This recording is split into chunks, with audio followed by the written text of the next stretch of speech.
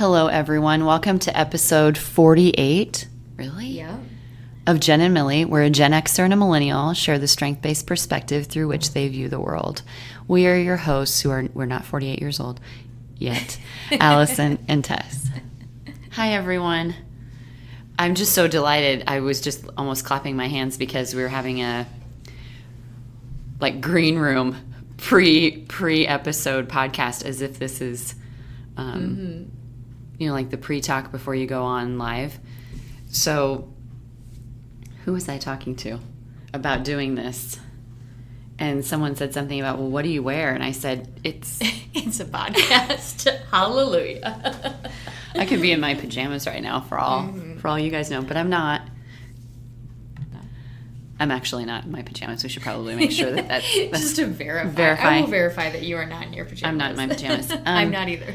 So we had a wonderful conference, and we do want to spend a little bit of time talking about that and doing a little recap. And then I'm all over the 5-year-old self trend, which is kind of making the rounds on Twitter, which you Twitterless Tess would not know.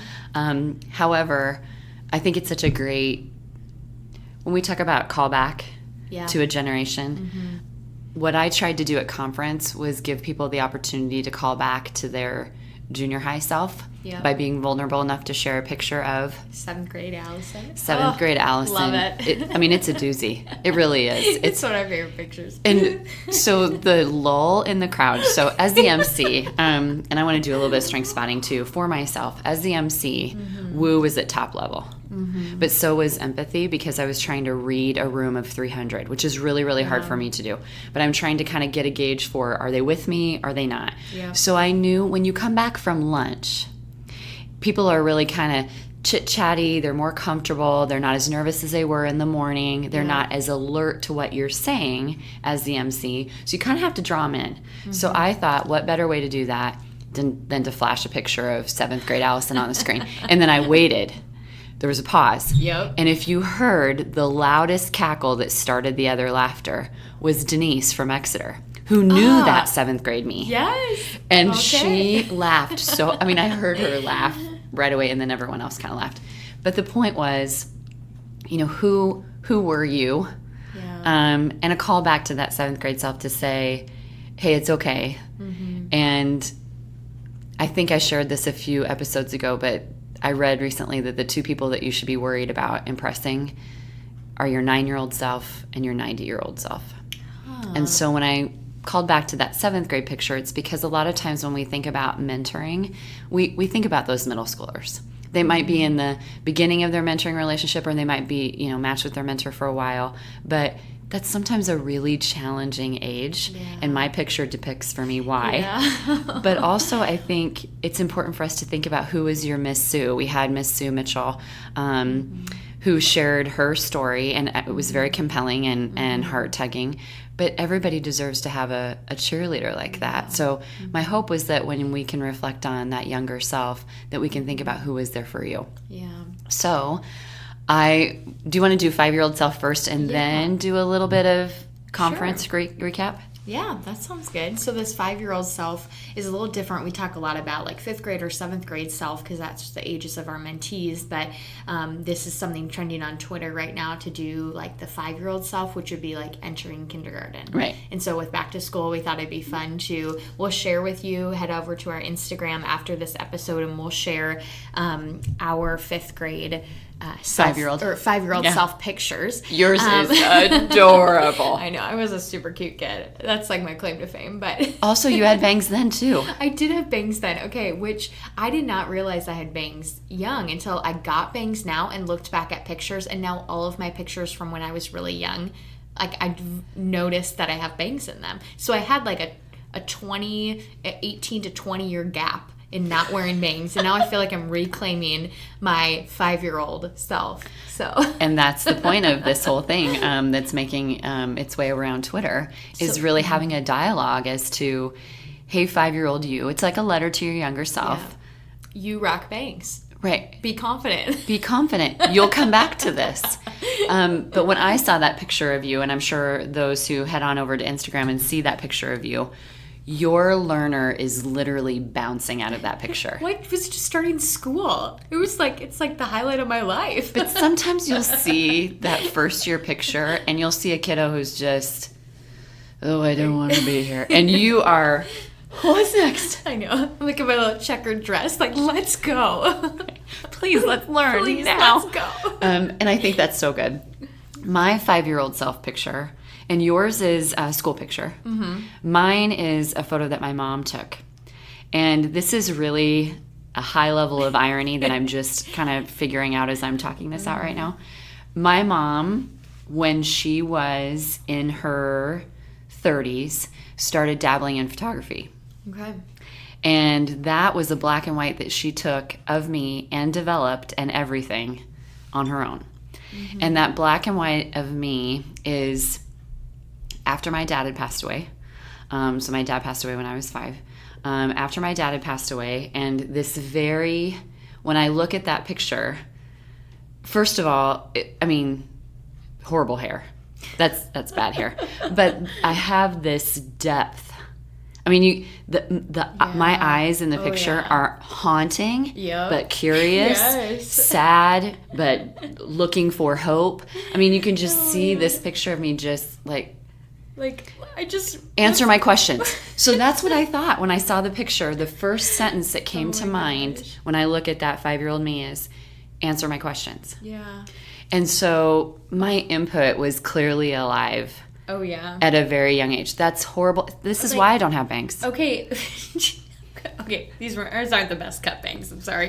But so really? Like you could pull them off. But they are at least 1.5 inches from my eyebrows. They're the micro bangs. I would say that are like micro. Super like in with indie people right now that I just don't understand. But I would say also I see your empathy in this picture. Like you're rocking a soft smile. And I think it's like this looks like a very approachable person because you're almost like very, very open, very kind. Like your pupils seem like very dilated, which, it's a little bit black and white, hard to tell. But even just your openness and kindness, I feel expressed through this photo. So when I found this and went back to this and thought about my mom taking this picture, it gives me a whole lot of grace, understanding, and appreciation for my mom. Yeah. Okay. And because I'm thinking she's just starting to learn the camera, and that's a great picture of a child. Yeah. And so I really love it. Now, in your picture test, the other thing I really like is that you almost have a tilt to you. Like, really? Is that true? Prove that, please. Right. So it's bouncing learner, but also at the same time, there's a little bit of a question. Mm-hmm. There's a half tilt to the, I'm not so sure about you. Show me the data. Are you really a legit photographer? Prove it. So I love how also just generationally the fact that my picture is black and white. Absolutely. And yours is in color. Now not that in 1980 we did not have color photos because we did. I'm not that old. But the fact that mom chose to take it. That, yeah. Mm-hmm. And I think the interesting thing maybe that is part of like my learner too, I think some people's learner is like a love of learning outside the classroom and experiential learning. Mine has always been inside the classroom, and so even the colors in the background of my photo, I'm wearing a white and blue, and the background is blue. Every school I've ever attended, except now my grad school, has been white and blue colors. My elementary, middle, high school, Creighton, my undergrad. Now I'm in purple and silver, which is like totally throwing me off my grad school. But otherwise, every other school I've attended is that colors, which I don't know. I don't think that was intentional. I remember loving that dress. I think I asked you when I saw the picture, I said, are you literally holding like encyclopedias? And I said, no, I'm sitting on a globe. You probably are. Probably. So when we think about that 5-year-old self, and part of the reason I wanted to talk about this, when I saw this trending on Twitter, I thought, what a great dialogue, because essentially we're going back and saying, I give you permission to be authentic. Yep. It is okay to still be you. Yep. And I started looking, on Twitter, what am I seeing? And there's like 3 things that people are saying to their 5-year-old self. And the common theme that I see is you have permission to be you. Yes. That's And so awesome. why do we fight that so much? And with what you and I do in strengths and in mentoring and in everything that we do with our roles, Yeah. we're reminding everybody that they have permission to be their Yes. truest self. But why do we need to be reminded of that? Now, I think the purest form of that is 5-year-old you. Yeah. We don't even know we don't know anything other than that person. So I could go from that kind of in empathy, in the moment. I would have been roller skating 10 seconds later and twirling about and creating space. So I, again, been thinking about this a lot. I have found camping to be something that I love, and I'm actually selling our camper that we just recently purchased. And when I get in the camper, and it's like a 23-foot travel trailer. When I get in there initially and I start setting everything up for like the week or the weekend of camping, tremendous joy. Yeah. We're just completely in it. Yeah. I love it so much. I love sweeping it and get everything ready because it's this tiny space. And so I started thinking, what is this? What does this remind me of? And it reminds me of 5-year-old me creating space in the old hog shed or the barn or in the basement. Yeah. It was like setting up. I loved creating space and making it mine. Yours. And so recently doing some work with Wild and doing a retreat with women, we talked about, where do you space? Where did you find joy when you were young, and how does that line up to now? And so I think that's part of the reason I love being in that camper.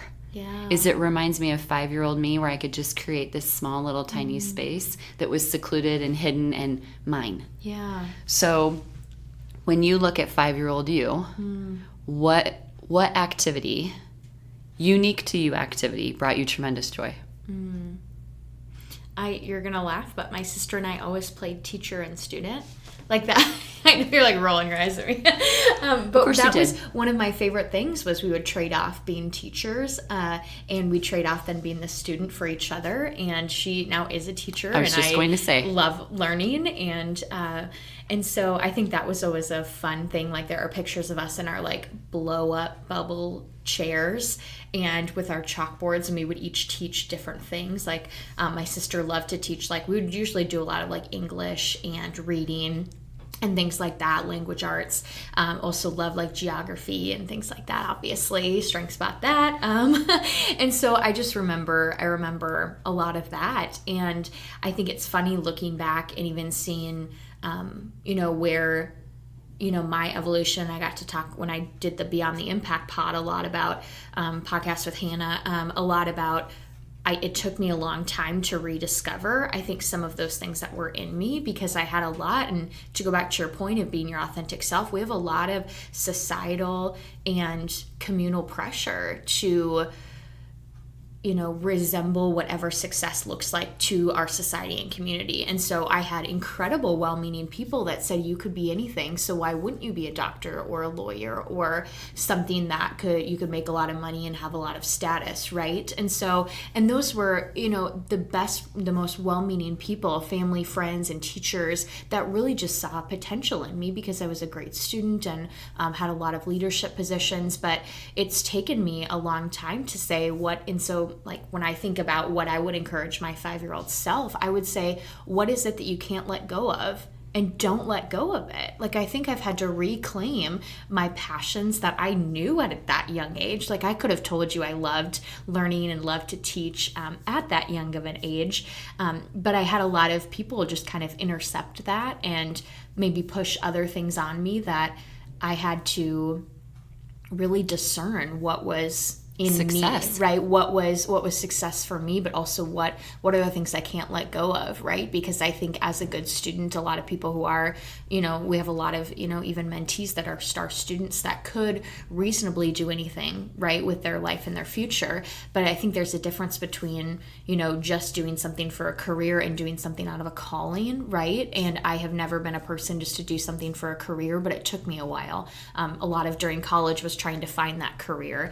And And so, yeah, I guess that looking back and thinking about what I love to do of teaching and then listening and learning from my sister, I think it's reclaiming that love of learning. And I think also to give some forgiveness to those of us to those who put expectations down. Yeah. It's generational. Oh, absolutely. So success to your parents' generation, career success equals status money. Yeah, absolutely. Your generation's success is none of that. Yeah, it's a fulfilling career that you find life and joy from. Like the lines between even, all of Gallup's research about the changing workplace, the lines for me between work and the rest of my life, there's no real line. It's not existent. And my parents, it's very much at 5 o'clock, I leave my work there. And for me, it's like my work is all encompassing. And you don't want to not be. Yeah, I wouldn't want a line to be there. It's not like a bad thing, like I'm a workaholic, but it's like, if I think of something on the weekend, I'm going to pause and do some work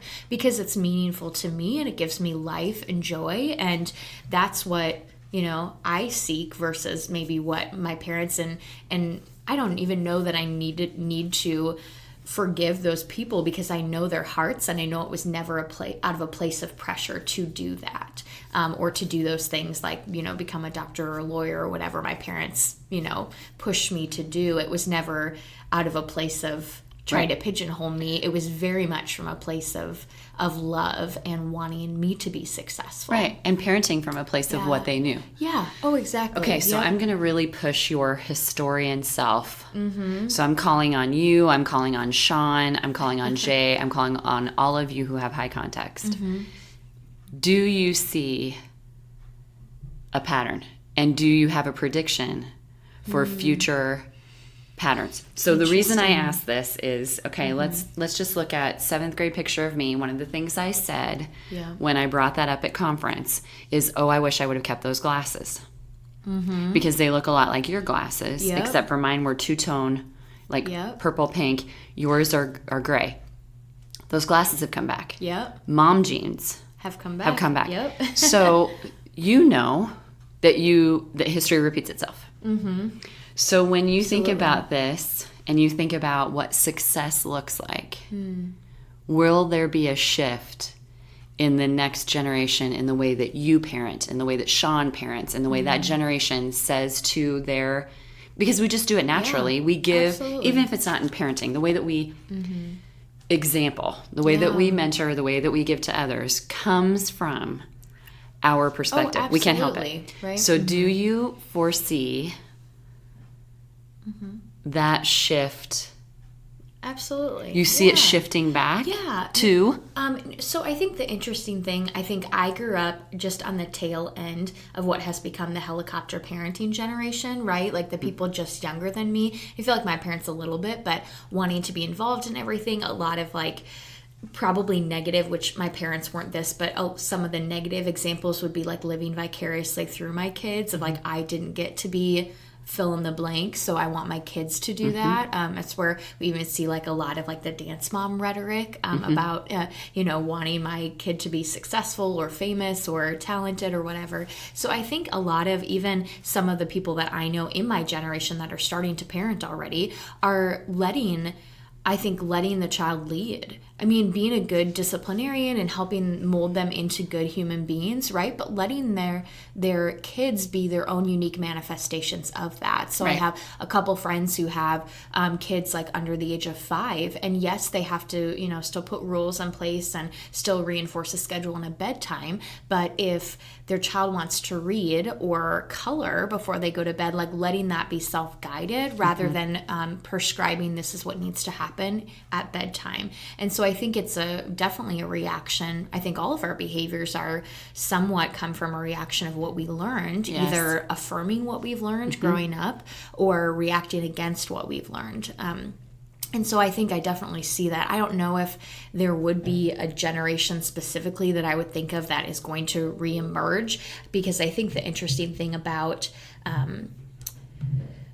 this current generation, even when we talk about purpose, is that so many of the jobs that the kids in high school have now haven't even been created yet. And so I even think of like post World War II, like troops coming back when women had entered the workforce during World War II in order to, help build supplies and get things to troops that were abroad. I think just even about the changing workforce of women leaving the home then, and how with the men re-entering the workforce after coming back from war, how that realigned what was considered like a woman's job versus a man's job, and new jobs were created, and technology, that's really the dawn of the information era, really started post that. And so I think we could maybe even look to a time like that.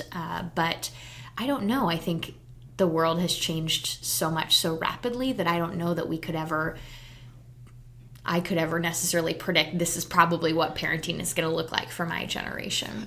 I'm thinking more from do you have predictions on what success will look like? Sure. Because I feel like there are very strong similarities between millennials and Gen Zs on what success looks like. Do you feel like there's going to be ever a shift back to success looks like status, money? Yeah. Do you feel like there'll ever be a shift back to that? Yeah, I don't know. I think it's hard to foresee that, especially given my own generational paradigm. Sometimes it's really hard to like separate my thoughts from my generational perspective, right? Because so much of what success looks like to me is living out my passion through a calling and a career. And so I don't know, I think there always will be a place in our society where there are external expectations for what success looks like, if that's a threshold of your income level or what society deems as a reputable and high status job. But gosh, I don't know. I think that's such a hard question. But also futuristic is 33 out of 34, but so I just have a hard time envisioning that. But I think the reason that it's really struck home with me is when I'm thinking about this 5-year-old self. 5-year-old self had no idea, I mean literally none, as to what the world would hold. Yeah. There's just absolutely conceptually no way to imagine that I would not have a landline telephone with a super long cord on it. Absolutely. And that I would have any other means of communication other than well thought letters. So for 5-year-old self, I mean, one of the things I want to say is your mind is going to be blown. Your mind is going to be completely blown almost every year, with everything that changes and everything that develops. And you're right, 65% of the jobs available for today's high schoolers, in their future career haven't even been created yet. Yeah. I would never have thought, even 10 years ago, I wouldn't have thought that teammates would be serving 10,000. Yeah. That was unfathomable to me at the time, or that we would grow. Our staff has grown, or our conference would be a conference. It's just, when I think about each year, and that's what I love in my birthday month, I like to think about what are all the things that I learned or were new or I had no idea.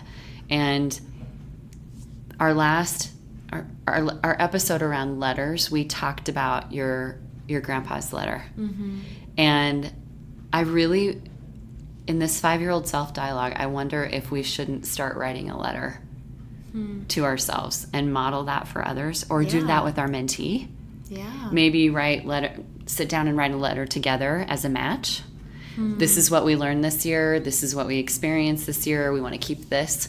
Yeah. So I've thought about, there's a reason these things trend. Yeah. There's a reason that I've had all of these people reach out to me and say, hey, I also was a band kid, because I did a band, I was a band kid theme.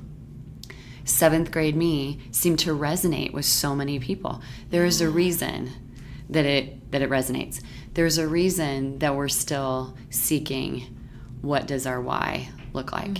Whether we're 44 or we're 14 or 5-year-old self. We're all kind of looking for what's our reason for being. Yeah. And I think you and I get to experience that a lot with the work that we do with strengths. Yeah, we absolutely. see people discovering. That's the coolest part. Yeah. The way that people listen and hear words that affirm their talent. Absolutely. Sometimes it's the first time in their life they've ever heard that. That's so cool. And that's on the mentor side. Yeah. Let alone what we get to do with the mentees. And they're so much more gifted in explaining that to us. Mm-hmm. So. I think that's awesome. 5-year-old self. 5-year-old self. We seem to always curious, stay really around sense of purpose and why by nature. I had a wonderful dialogue with Alexa about that. And I just want to give a shout out. Let's do a little conference recap. I was truly in awe of her.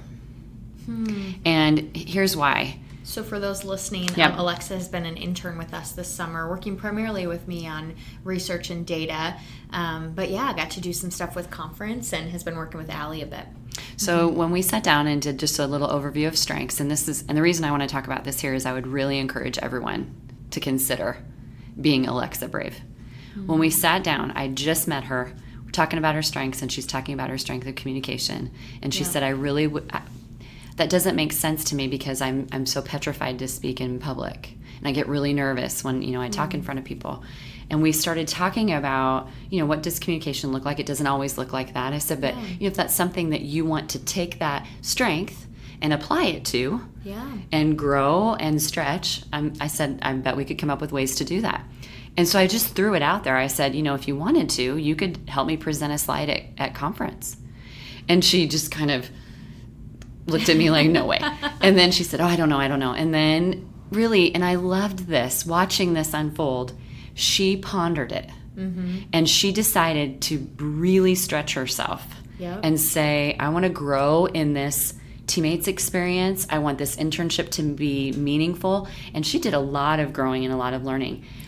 But we talked about it. We talked about it before. We decided what slide she wanted to present on. And she came up and she rocked it. And later on, when I shared with people her willingness to do that, it created such a sense of belonging for new trainers. Absolutely. Because they felt like, wait, other people get nervous when they're speaking in public? Other people, so do I. And it's my regular gig, but I almost, I'm like nauseous before I'm about to present because I'm always nervous. I never really know if I've done a good job, and I beat myself up after the fact. That's normal. So the fact that she was willing to say, okay, here are my strengths, but I really want to take this to the next level, and I really want to apply this strength in a way that stretches me out of my zone. It was such a good example to me. Just such a good example of the development cycle of strengths, right? Like we talk, especially even in this podcast, a lot about the naming and the claiming of strengths, right? Like the acknowledgement of what they mean and then how we claim them and see them in our lives. But the third aspect that sometimes I don't think we do intentionally is the aiming of the strengths. Right. So taking them and saying, this is a naturally recurring talent of mine. I can see it in my life, but then here's how I want to grow it and mature it and move it to the next level. I think that's a really poignant piece of the development journey, and she did that and grasped that and ran with it so deliberately, and I loved it. I love to witness that.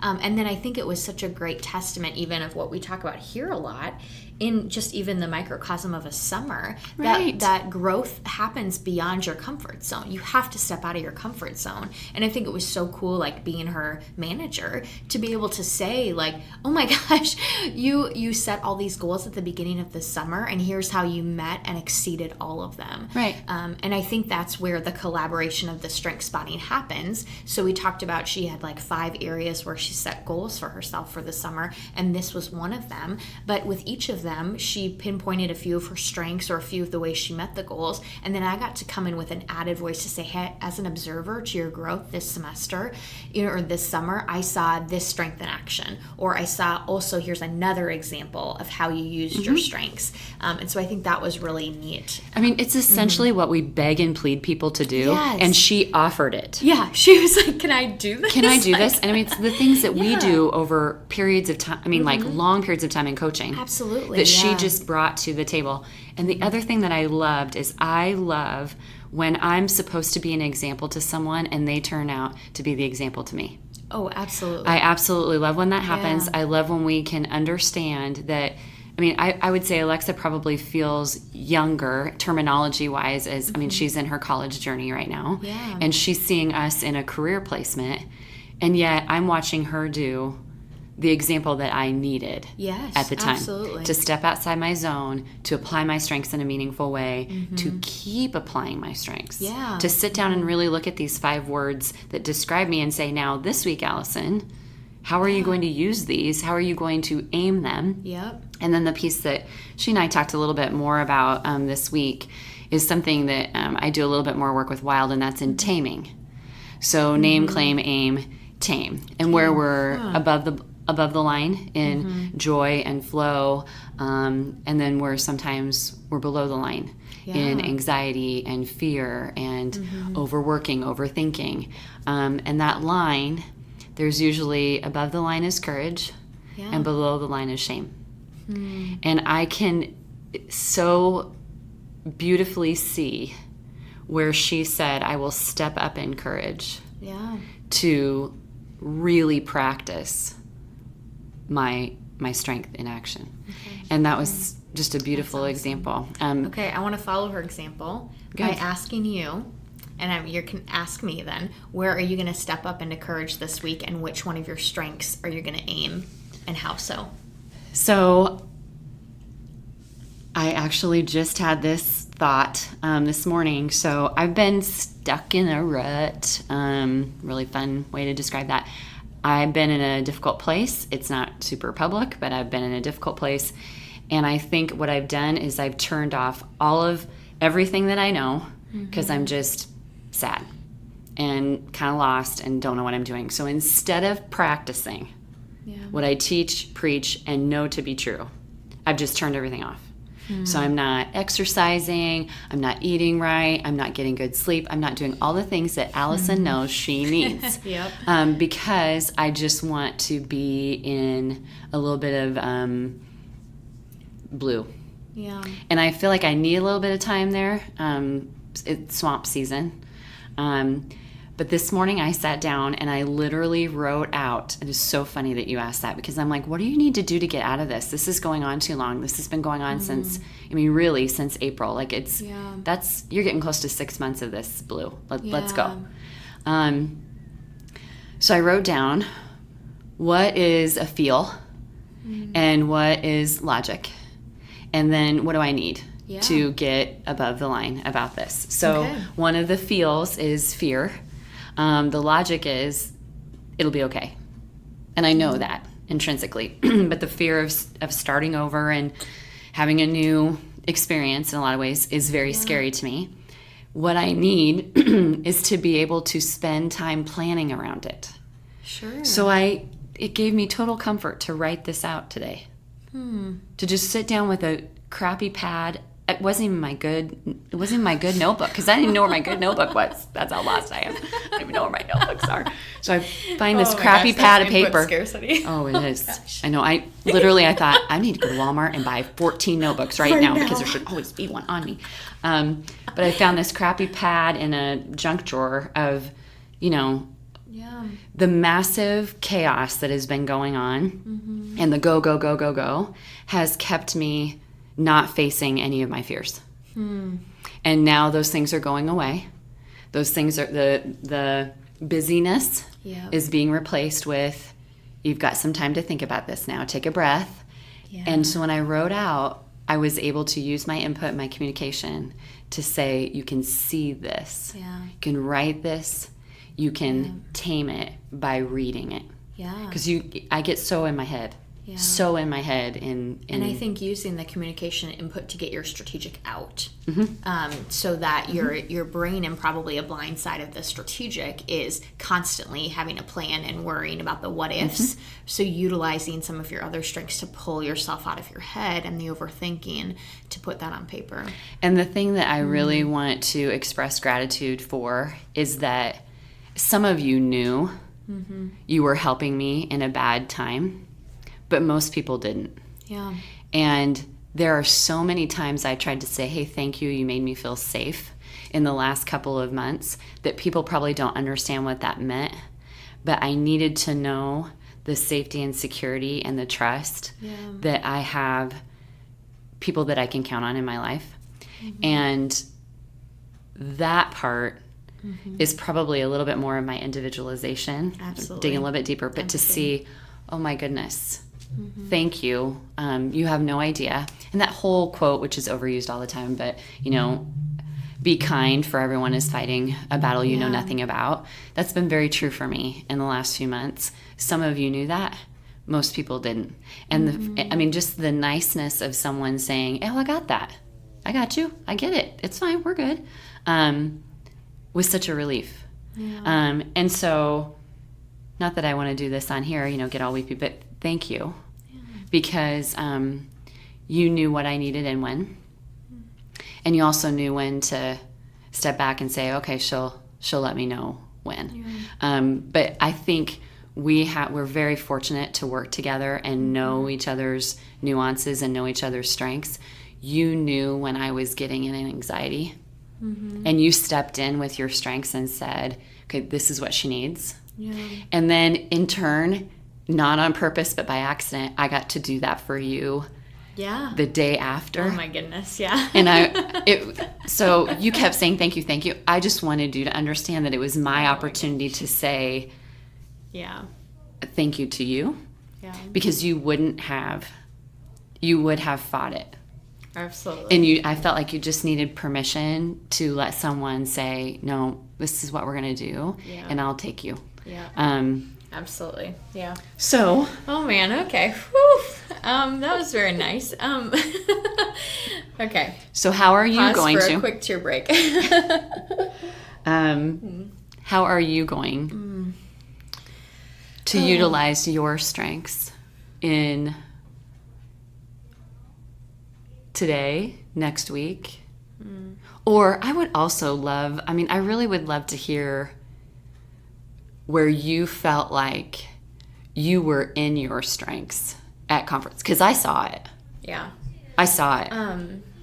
So you probably saw a lot of adaptability. Oh. And I think adaptability, especially it works great in times of like needed, things are going a little bit chaotic, but I also think when there's added stress, sometimes it comes out negatively. And I think some of the basement of my adaptability did come out because the dang IT guy at the conference center did not get the stuff set up in time. And I explicitly told him when I needed it set up by, because I had to be in the main room. I wanted to make sure I was in the main room for you, to make sure you knew that I was there, and anybody that was having IT issues, we were good to go. And so I think I was like running around a little bit with like a chicken with my head cut off for a bit, because the guy did not have the breakout rooms. He only had half of them ready by the time the main conference started, the main morning session, and that was just a little bit anxiety provoking for me. I think I probably used a lot of adaptability though in there, and even sometimes where I wasn't scheduled to work on the tech stuff technically in the layout, knowing that it was just better for me to step up and do that to make sure everybody felt okay. And so even though it isn't my favorite part of my job, I just know that everybody else seems to be a little less stressed, maybe, and a little more at ease knowing that I'm taking care of that. And so I just kind of stepped up into that at some point in time. Even to the point of you were willing to, if just in case anyone would deliver, go into labor, you were completely prepared to deliver a baby. Yes, I was. I did look up a YouTube video. We had somebody on staff that is like 9 months pregnant, and I was nominated in the office. I was not here, but I was nominated to be the one to deliver the baby, which I think is like still my most favorite compliment of anything at work, I think, because I'm just like, wow, what an honor to bring a child into the world. But I also think it would be so fascinating to do and so fun to do. I would just do nothing but cry and scream a lot. So think about how reliant we are on your strengths. Yeah.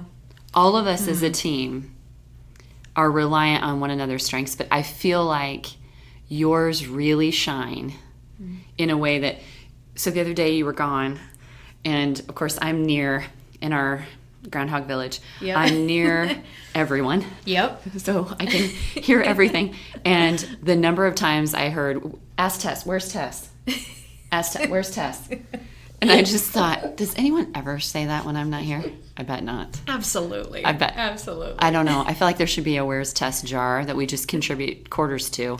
And then it's either our staff happy hour funding or we, I don't know, set up a new scholarship.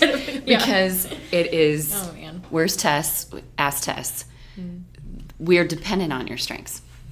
I also can see at times where that becomes a weight. Absolutely. Yeah.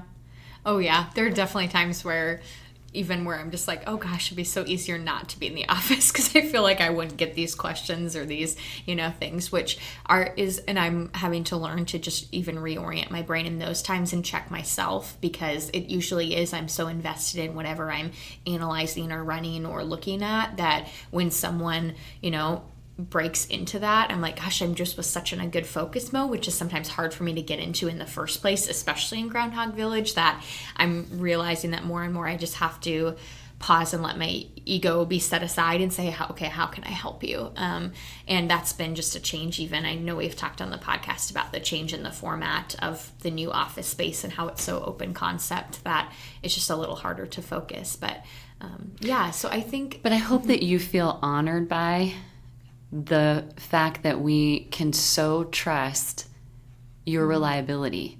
So back to IT person, it wouldn't even occur to us to not have things done. Yeah. So sometimes for me, managing expectations is the hardest part of my life. Sure. Because I expect people to take everything as seriously as I do. But interestingly enough, they have other things that they make a higher priority. So we become very dependent on your reliability. So if we ask you to do something, we know it's going to be done with integrity, it's going to be done correctly, and it's going to get done. And I know that can feel like a weight. Sure. And I think it needs to be okay for us to give permission, and again, back to this whole 5-year-old self and giving permission to authenticity, to say, hey, I just can't. Yeah. And what do we say yes to, and what do we say no to, and what do we, contemplation, and what do we reclaim? I saw moments where I wished I could have said, and that's when I did step up on Thursday and say, no. Yeah. I'll go ahead and say no for her because she won't. Yeah. And I'm going to do this, and she might be mad at me. But it was like, and then I also felt totally in mom mode. I could, Tess has gotten on my case a couple times about mom face, that I look at her with like beaming mom eyes. So I really work on that. But when that was happening, I'm like, nope. Yeah. I'm and in I can mom. fill listeners in for context. I was having a migraine and I get a lot of nausea. And so it was to the extreme extent where I had very little awareness of the present moment. I couldn't string thoughts together, and I was supposed to present at another conference the day after our conference, and my nausea got so bad that I couldn't even keep my meds down. And so Allie stepped in and was like, I'm taking you to the hospital, and that's what we're doing. That's what we're doing. Because I felt like you just needed permission to say, no, I can't. And so I think it's important for all of us, and I think this might be a good thing for us to think about when it comes to our staff development that we're doing. Yeah. Where do you need to give yourself permission to say out loud, I can't, or it's too much, or because I think every single person that's on our central office staff carries a weight of reliability and responsibility for one another and to the organization. There's no one that's here just to clock in and clock out. No. That's not who we are as a team. So everyone must be feeling some sense of overload. And what can they give themselves permission to? And I just want to encourage you to be able to, because I watched that happen. You would have done it. Yeah, I would have. And it would have been bad. You would have powered through because you can be counted on. And so please give yourself permission to say no, I can't. And I think there are times, and even when I was thinking about, the question of how I'm going to maybe aim my strengths this next week, I just finished my class today, actually, my summer class for grad school. And a lot of my intellection is used in the space of school. So I just am constantly thinking about whatever I'm studying and whatever I'm digging into. And so I think I really need to aim my intellection outside of the classroom. And so given the fact that now I have a couple weeks of a break before my fall classes start, aiming my intellection in a way that I think is really helpful to create that mental margin that I need to be successful and coming off of a couple weeks of really poor health. I think that is going to be really helpful now that I feel finally, like yesterday and today, that I have full cognition back and full ability to think and contemplate. I think is really helpful. So I think I'm going to stretch myself to journal more, get through a few more books outside of classroom time. And I think I'm over 50 books now. I think I was just going to say, how do you feel about a magazine? I mean, no, absolutely not. Golly gee. But I'm thinking, Tess. Oh, but that's so much joy for me, Allie. I don't think you realize I know it is. People might look at that and think, golly gee, she just... Maybe you should just read some crap fiction.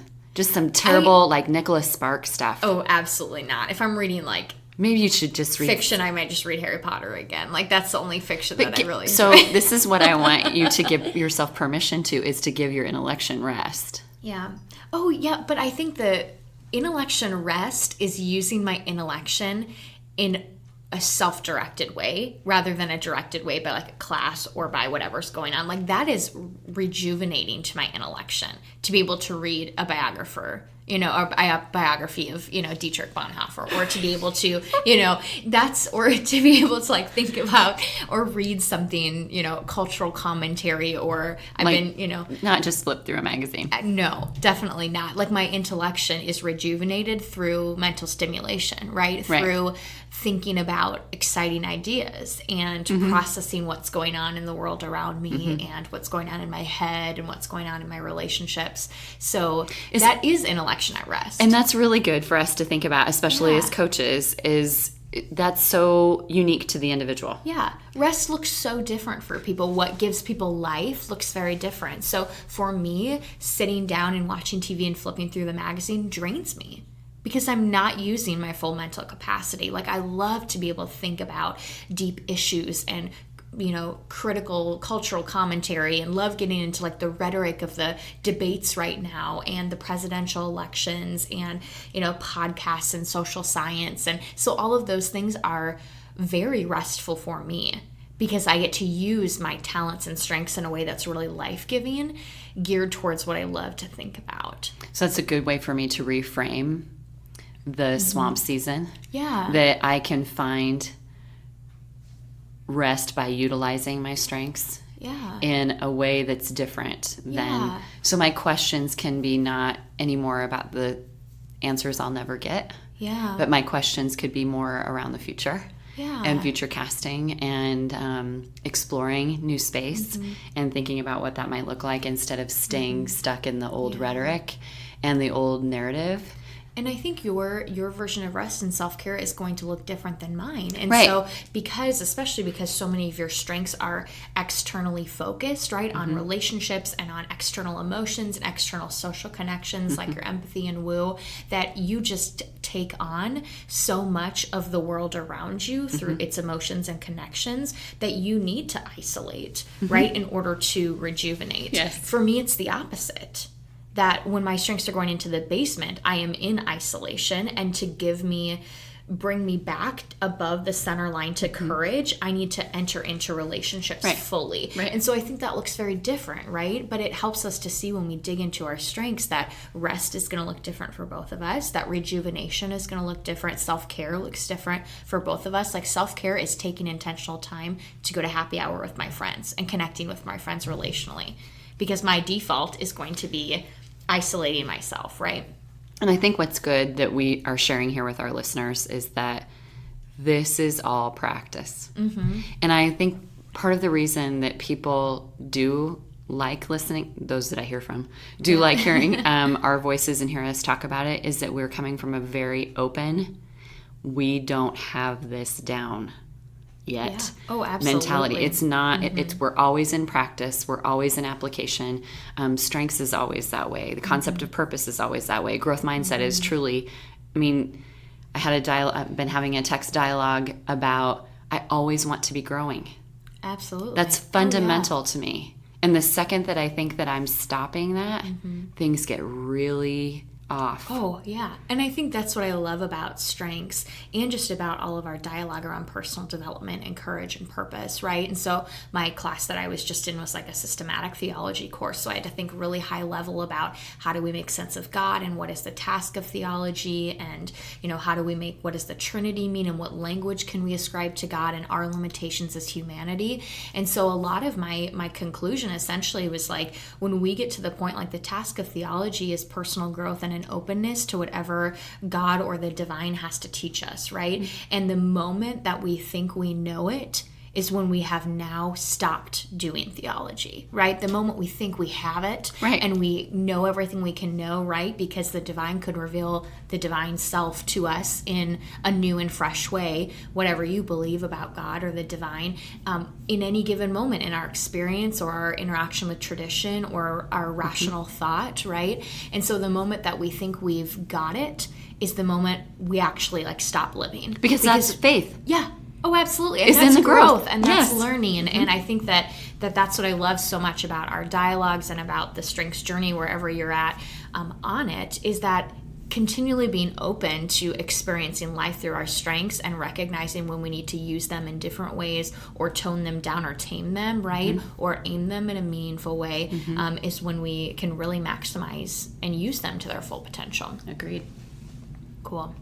Oh man. Okay. So many good things. Okay. I want to hear like what was, because we didn't really do a full like conference recap. So we have a little bit of time left. What is like your number one takeaway? You have to summarize it down to one. I'm going to limit you. Oh. Number one takeaway from conference. I would say that I was in awe of the teamwork. And that applies to all. So I found a new wonderful friendship with Tina, who is the events manager at Embassy. Didn't even know her before I started, and by the time we wrapped up conference, I know her strengths, and I think she's a wonderful human being. Teamwork and the surprises of that. So one of the examples I'll give you is Tiffany, who works both the evening manager's reception and the morning breakfast at Embassy, is an awesome auntie who absolutely gives everything to her nephews. Both of them are on the autism spectrum, and she lives with her sister and she helps her sister. And of course, I just happened to be chatting with her, and then said, "Didn't I see you last night?" And she said, "Yeah, I work the evenings and then I work the mornings." And I said, "Well, how do you take care of you?" And she said, "On Tuesdays and Thursdays when I have the day off, I take care of me." And I said, "Okay." And then I saw her Tuesday morning, and I said, "Tiffany, what are you doing here?" And she said, "Oh, someone called in sick." Oh, and I mean, she just stepped right up into it. Yeah. And I was in awe of that. Yeah. And it didn't even occur to her to not show up.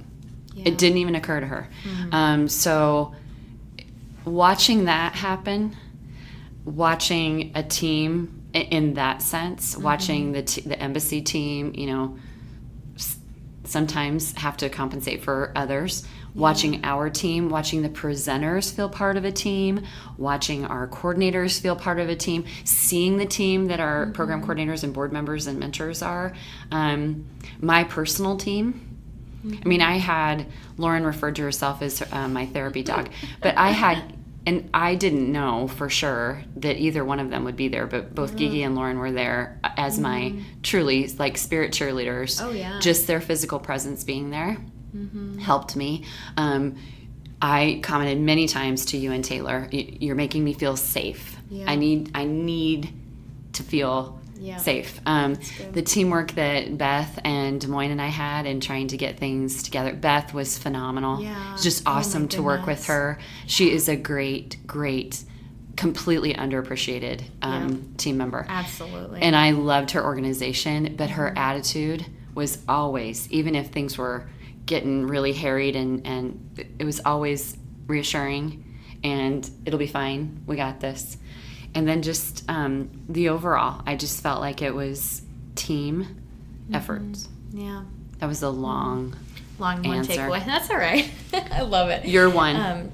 So I think my one takeaway, which we see over and over again, but I think being in the central office and being in my role that's a little bit more behind the scenes, I don't get to utilize as much, but relationships really matter.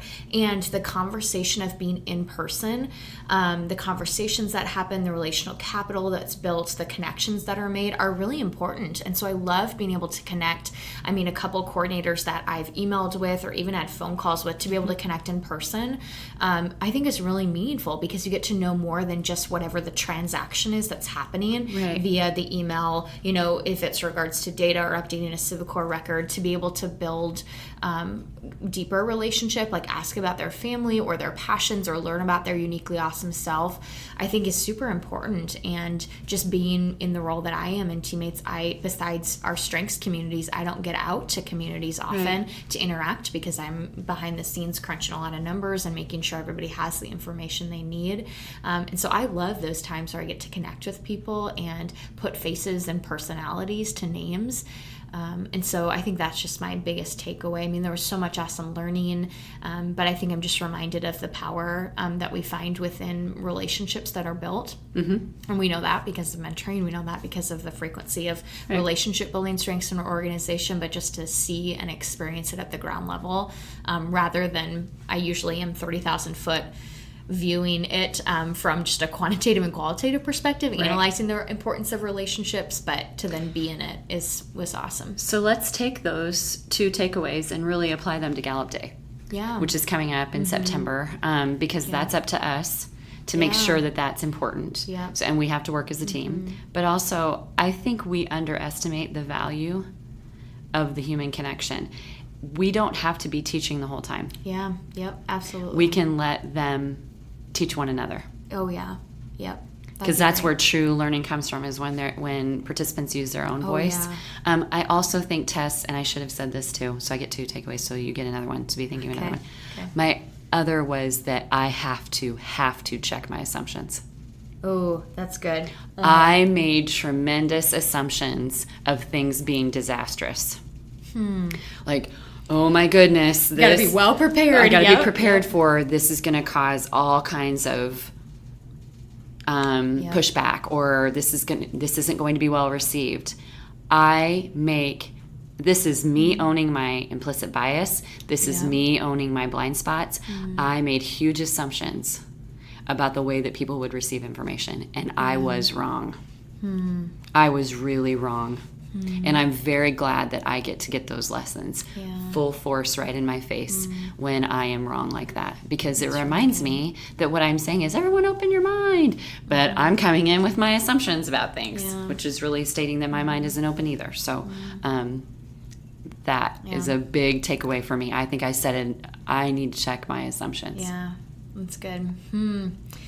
So I think my second takeaway for me, which also probably is a little bit of bias too, but I feel like I had some confirmation bias going on that weekend that week, because I think a lot of people really loved Mike Geringer, but when that was compared to like Miss Sue the tutor from The Blind Side, or lunch speaker who had this incredible story, both of them, he definitely brings the research perspective, the data perspective, and she brings the story perspective. And I think so much of my passion about my role is marrying those two really well, right? Bringing together the stats and the stories, the quantitative and the qualitative perspectives of the impact of teammates. And so I think it was neat to see people loved hearing from Mike, loved hearing about the research, and then people also loved hearing from Miss Sue. And I feel like everyone named one of those 2 people as their favorite. So it was really neat to see, okay, we need both components in a really healthy way to get a full picture of the impact, but also to appeal even to our people, our leaders within communities, our coordinators and board members and building coordinators that were there. And so that was a really neat thing to partake in. And I think it's also important to note that we were very lucky to have both of them there. Yes. Yep. It was quite remarkable, I think, for us to hear that Mike doesn't do much of that. I mean, we would listen to him all day, every day. Absolutely. And I have been immersed in his work, his language, his name for so long that it was even shocking to me when someone didn't maybe know who that was. Yeah, absolutely. Because he's kind of the Tom Osborne of mentoring research. So I think we were lucky to be in in a more personal container Yeah, to have dialogue with him. And I felt really honored. Yeah, absolutely. And also felt really honored that he would consider teammates. Absolutely. So cool. Oh man. So okay, well, that was more than one takeaway. Okay, that's all right. Okay. What an episode. Hopefully this gives you some great content as you're getting back into school and back into mentoring. And I feel like I got to present with a group of church leaders 2 days ago.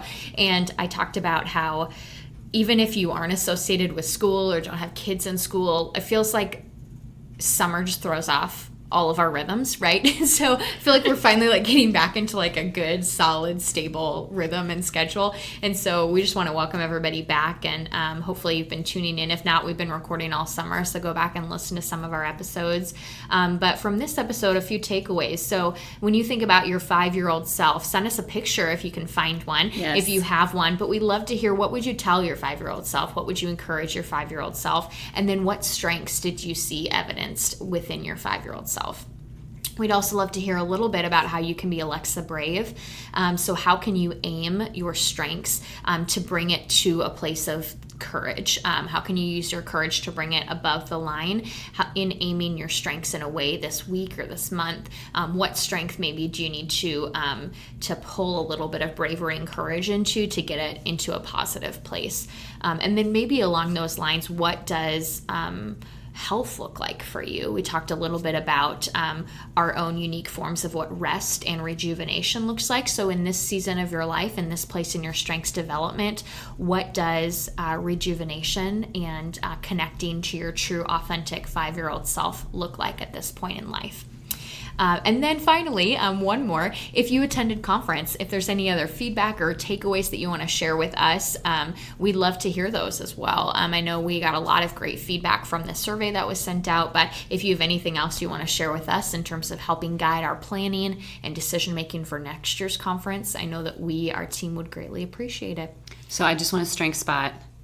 You did all of that without any notes. Oh, I did. Now, sometimes I write things down and you decipher my hieroglyphics somehow. Yep. But I didn't really write anything down, so I didn't get my notebook out. I can't describe this because people can't see us, but Tess did all of that recap from memory. Yep. Context and action. Context strategic. Wow. Blend. Well, thanks everybody for tuning in to episode 48 of Genn and Millie. If you enjoyed today's conversation, consider sharing this episode with a friend. To interact with us and share your responses to the questions we posed in the episode, give us a follow on Instagram or shoot us an email. But we'll definitely be posting our 5-year-old self photos on Instagram, so we'd encourage you to check us out there. And you can do that at Genn and Millie. That's at GENNANDMILLIE. Until next time.